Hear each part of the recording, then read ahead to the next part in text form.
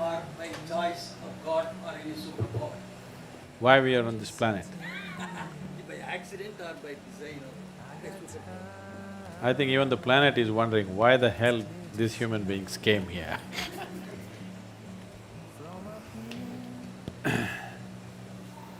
See,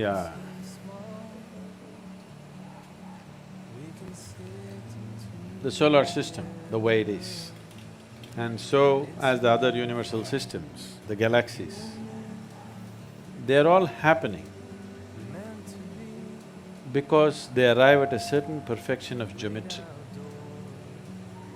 Geometry in the sense, right now this planet is going around the sun, it's found its perfect orbit, so it's going and going and going. Not powered by engine or something. See, the airplane is going, powered by engines, it's being pushed. This is not being pushed, this has just found a certain perfection of geometry and it's going on. The day it loses its perfection of geometry, if it loses the line of orbit, it's gone. So in this process, life happens on this planet, also involving this geometry on various levels. We say, in the yogic culture, we say, a human being is physiologically and in terms of brain has reached its peak physiologically. That is, after 1,000,000 years, you will not have a horn coming out of your head or something else, like the tail disappeared, something else will disappear. This cannot happen. We are saying this from a certain context. Today, the modern neuroscientists are saying similar things. They're saying the size of the neuron in the human brain can neither increase nor can the wiring inside can increase, because the physical laws don't permit it. The laws of physics do not permit it. I will not go into the detail of that. To put it very simply, how we see it is, your birth here, right now all life on this planet is solar powered, isn't it? Yes? It is the sun's energy which is doing all this. And also the revolutions and the rotations of the moon also has influence upon us. The very ocean is rising and falling with the movement of the moon. Only because our mothers' bodies were in tune with the cycle of the moon, we are born and we are here. Yes? If this 28-day cycle of the moon does not repeat itself in a woman's body, you and me wouldn't be born. So because it has reached that, we say physically, the physical laws have come to a certain place where life upon this planet cannot evolve further. You can make use of what you have in a much better way. Using the same technology, we had a dumb phone, then we had a smartphone, now we have an iPhone. Like this, we can go on improving it, how we use it. But the fundamental physical laws will not permit any further evolution of this creature. So did it happen by accident? No. The theory of evolution, you know Charles Darwin, who made a monkey out of you? Not me, him.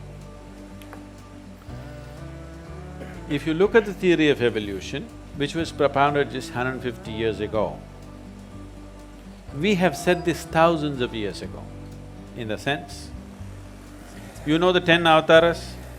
At least the 9 you know, those who have come. What is the first one?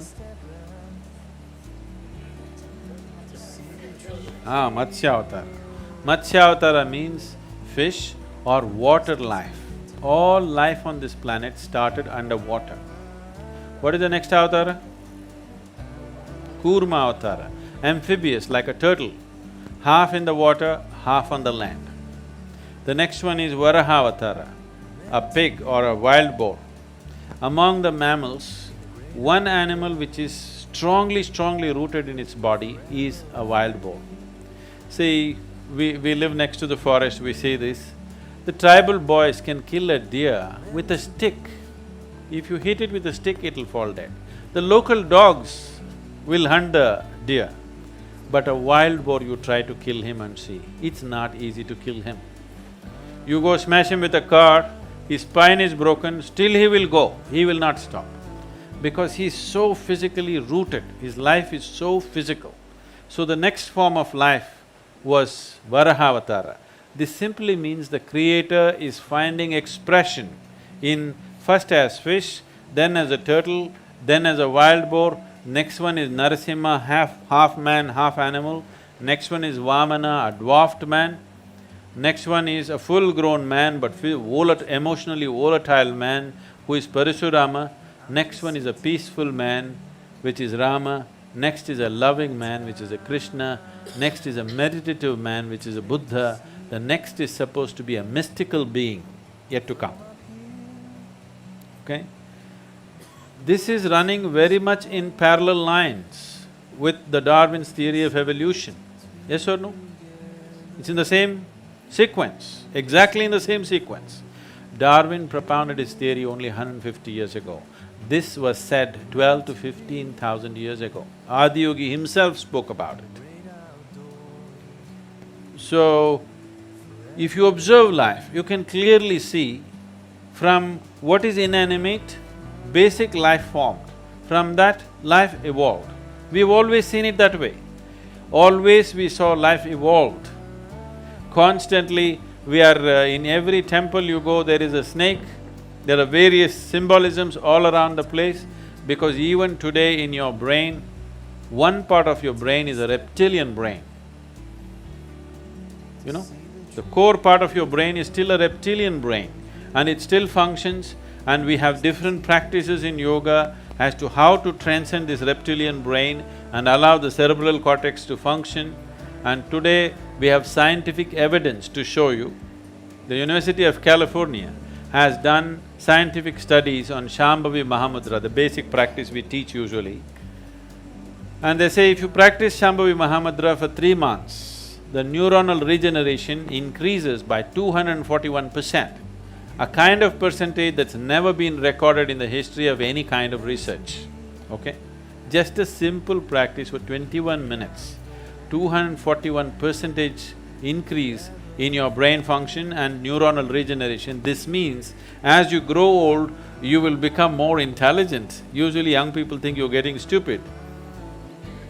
Yes, your brain is actually growing, you understand? It's getting better by the day. Now there is scientific evidence. We always knew this, but today a meter has to say it. If a man says it, it's not true. If a man says it, it's doubtful.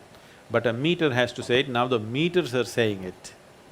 The meters are saying your brain is actually growing by doing a simple 21-minute practice. And you don't believe the meter. You just do the practice for 3 months and see, you will see how clear and how smart your mind is suddenly.